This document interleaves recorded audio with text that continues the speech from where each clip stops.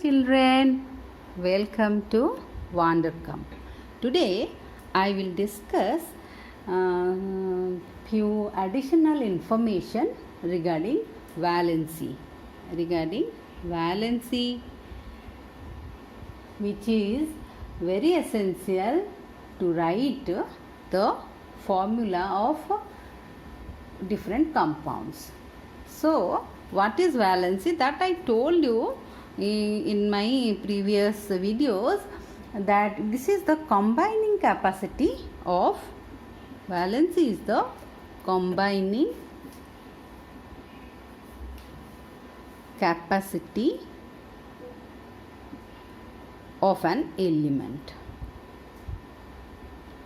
See, this combining capacity is otherwise known as your holding power. Holding power of an element. So, this holding power or the valency depends basically on the valence electrons. So, before going for this valency, we should know what are these electrons and what is this valence cell, isn't it? So far we know about the atom. So this atom is the indivisible smallest particle of an element, isn't it? But in fact atoms are actually inside the atoms different subatomic particles are present. Subatomic particles are present inside the atom. Atomic particles. So these subatomic particles are your electrons, protons and neutrons. Okay, so these are the subatomic particles which are present inside the atom.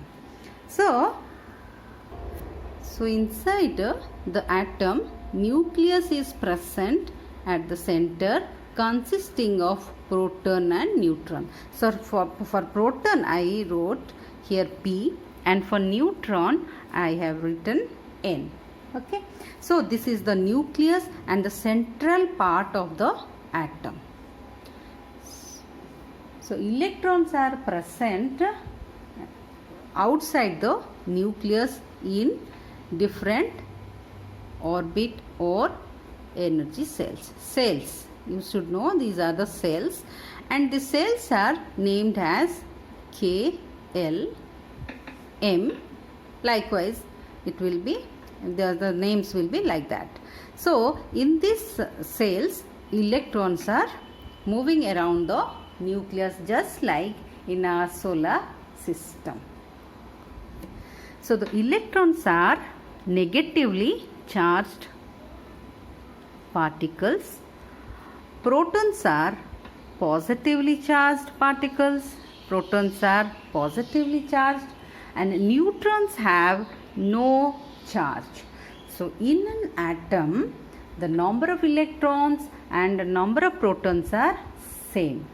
So number of positive charges and number of negative charges are same. So overall charge in an atom is 0.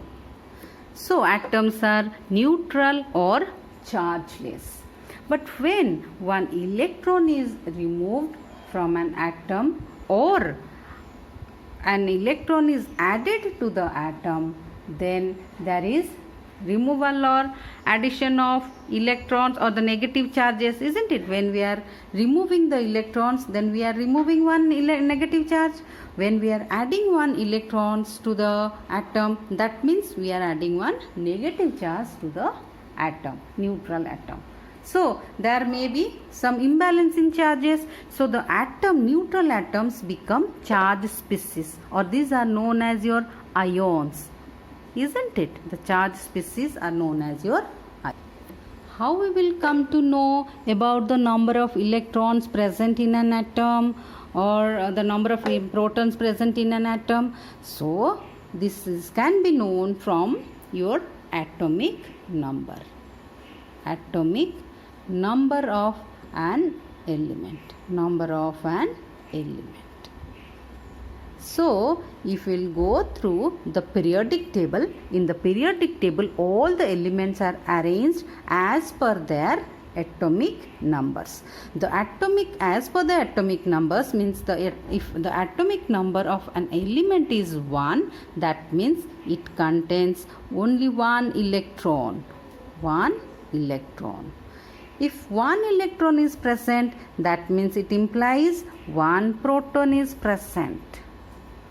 Okay, if the atomic number is 2, that means 2 electrons are present.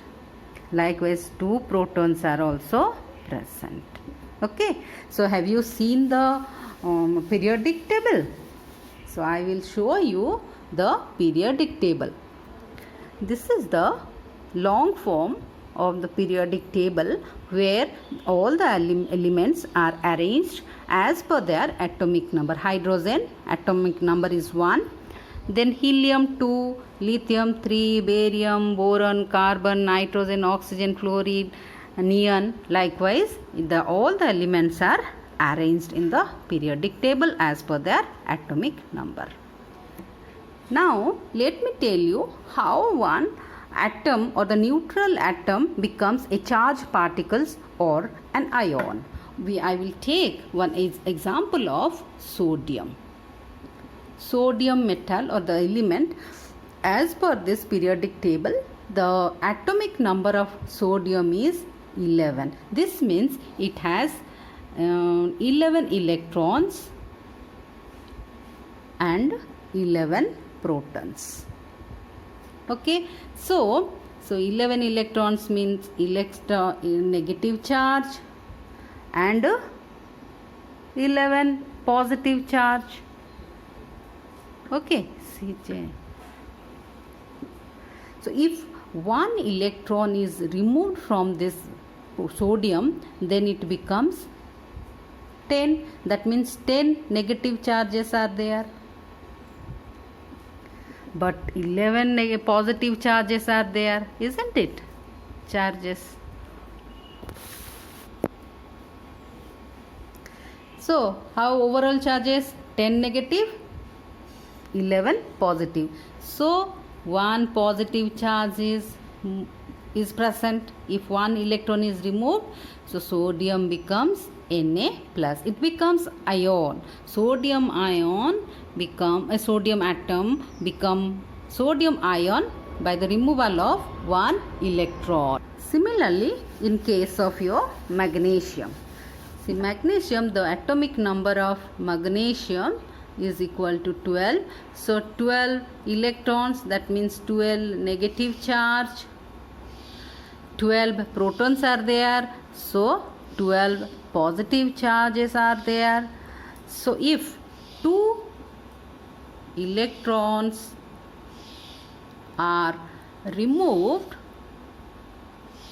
then here 10 negative charges, here 12 positive charges. Okay, so overall positive charges are more, so 2 positive charges are more. So magnesium, neutral magnesium atom becomes magnesium ion with Mg2+. So also you can try for how this calcium becomes Ca2+ or zinc becomes 2+ and so on. Let me tell you about the filling of electrons in the energy levels or the cells or the orbit of the atoms. There is a rule for the filling of these electrons. You know the number of electrons can be for a particular element can be known from the atomic numbers. So according to that rule, there is filling of the electrons in different cells. As I told you, K, L, M, N, that energy labels of the cells of an atom. So different electrons are filled up according to that rule, which you will study in the higher classes. Now I will just show you how we are going to fill the electrons. So let me take one example of this hydrogen whose atomic number is 1. So the only one electron is present. So as I told you, in hydrogen this is the nucleus, only one electron. So in that K cell only one electron is present. Okay, this is one electron is present. Similarly, if we will go for sodium atom, so its symbol is, and number of this atomic number is 11. So number of electrons 11. So here it is the nucleus. So first this is K, then this is L, so M.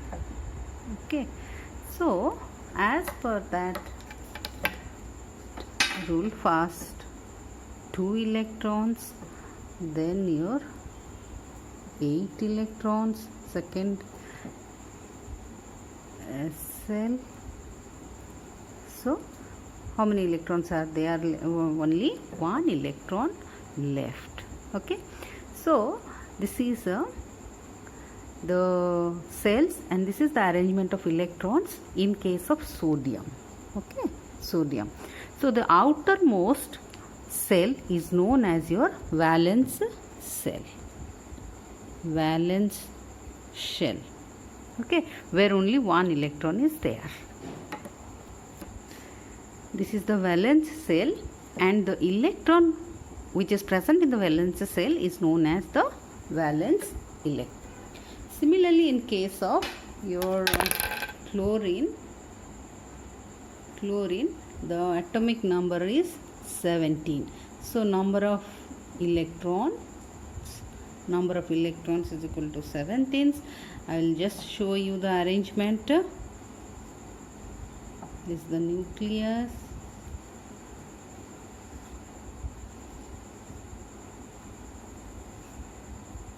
It is your KLM. Okay, so as I told you, in the first cell 2 electrons, in the second 8 electrons, then rest, this is the 10 electrons, so rest 7 electrons are there.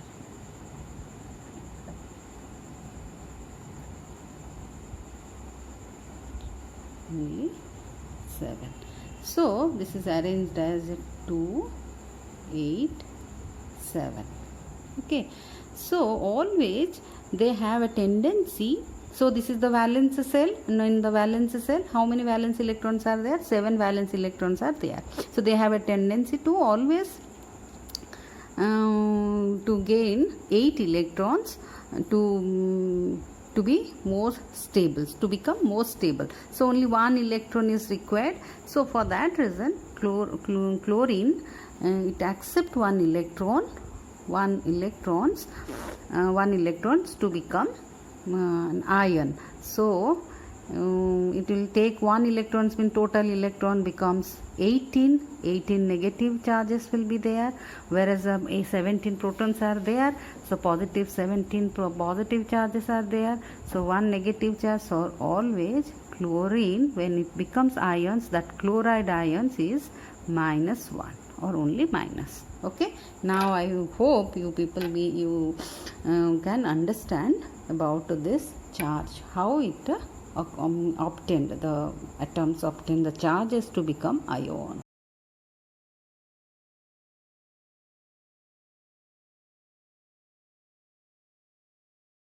General, the valency of a metal can be determined from its valence electron. For an example, sodium number of valence electrons is 1, so its valency is 1, number of valence electron.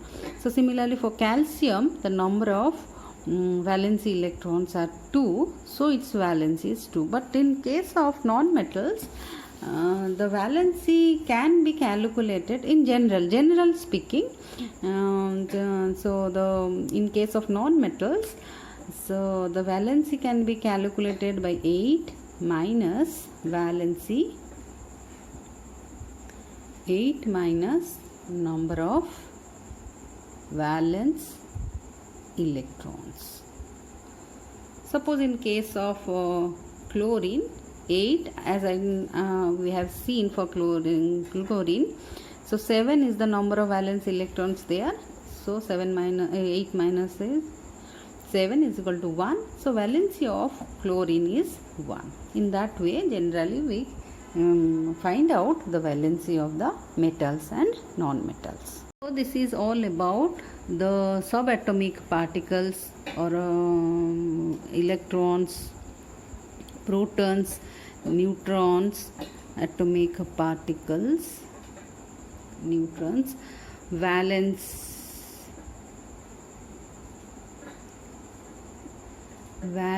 shell, and valence electrons, arrangement of electrons in the shells, and the valency.